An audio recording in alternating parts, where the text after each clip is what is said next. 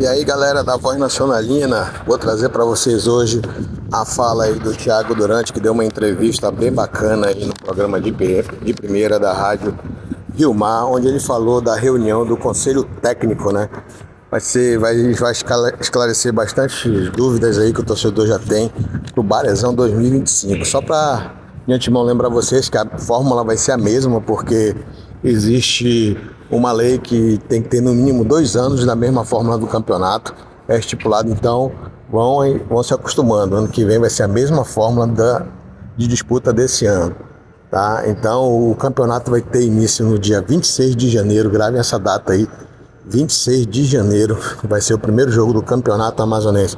E vamos lá para a fala aí do Thiago Durante. Eu queria que vocês deixassem os seus comentários, se inscrevessem no canal. E tamo junto, moçada. E até a próxima. Boa tarde, Thiago.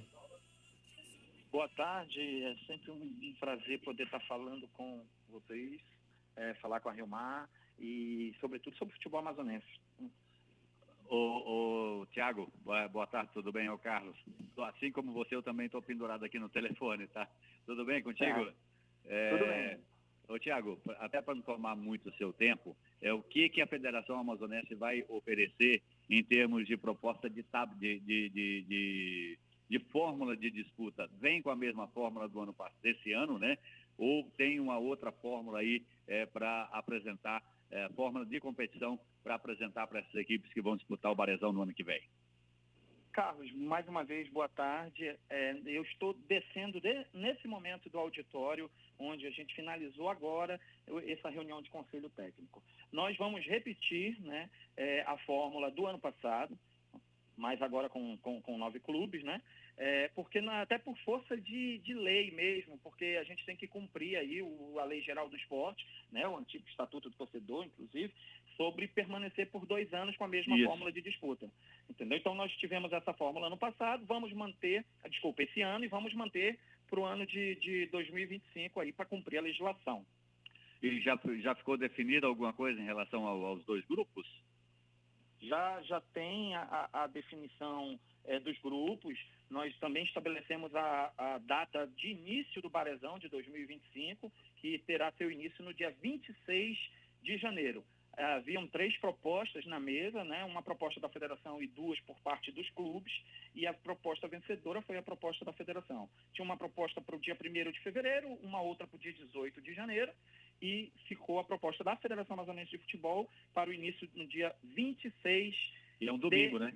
janeiro. Isso, é a data base, né? Nós podemos começar na sexta, no sábado, isso. Mas o domingo, 26, é a data base.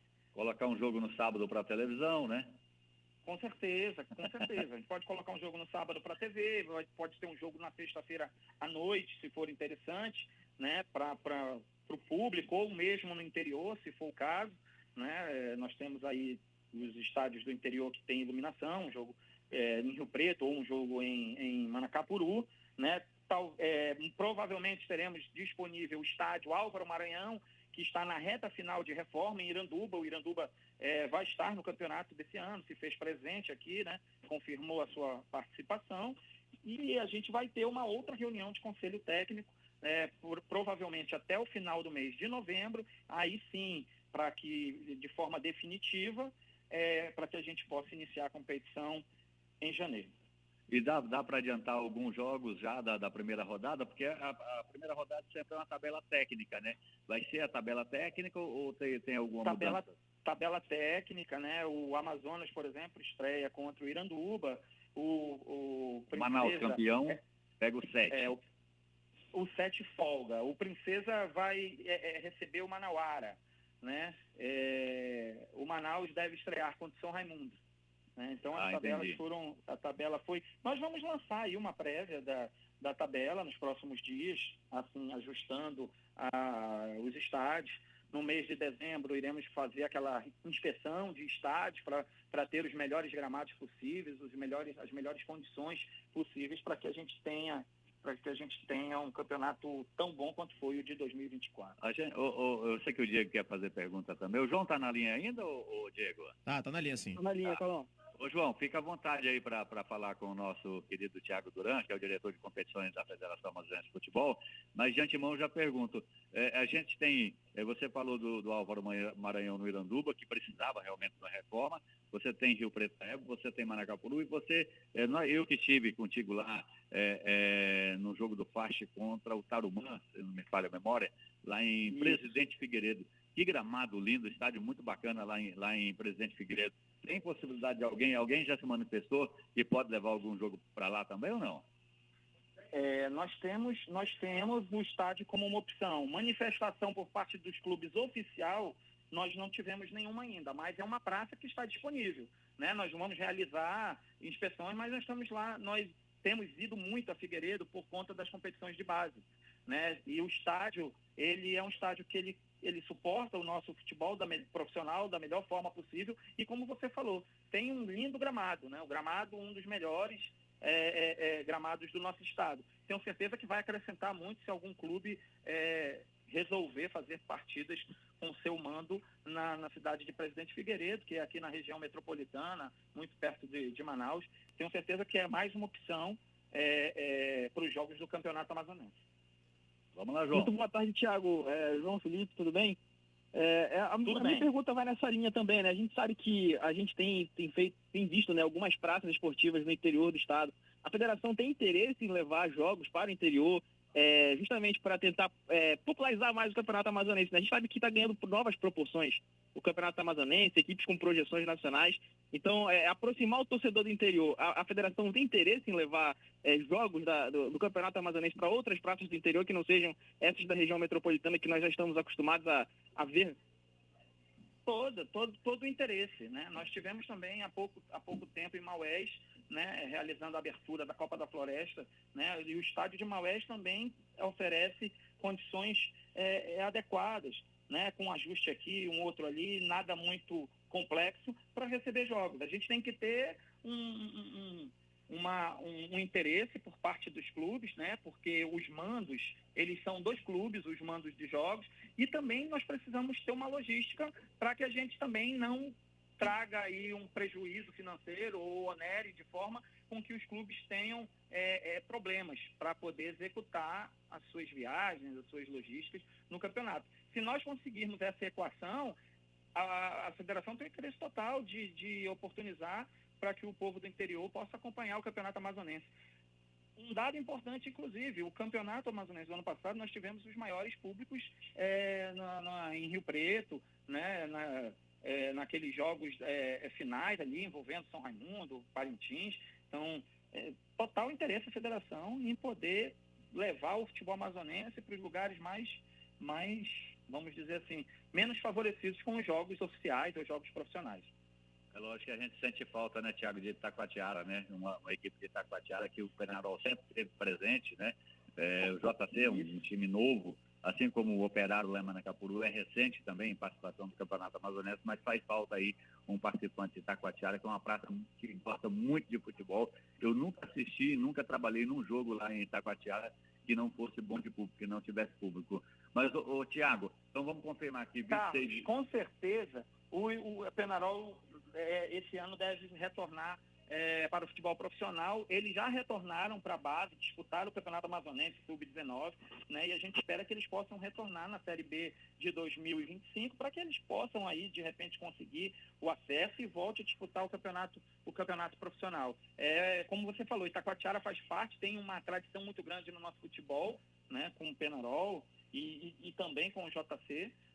O JC mais com o futebol feminino, mas a gente com certeza quer Itacoatiara nesse mapa aí dos grandes jogos do futebol amazonense.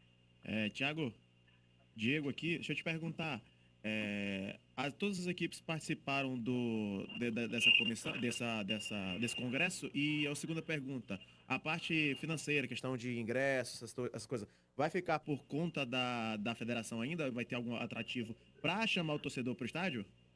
Boa pergunta, Diego. Boa pergunta. Todos os clubes, todos os 9 clubes participaram hoje do Conselho Técnico, né? Foi 100% a assiduidade dos clubes. A federação renovou a proposta de cuidar do controle de acesso dos estádios, fazer o fechamento, a venda dos ingressos, né? E essa proposta ela vai continuar, inclusive com a promoção do carro.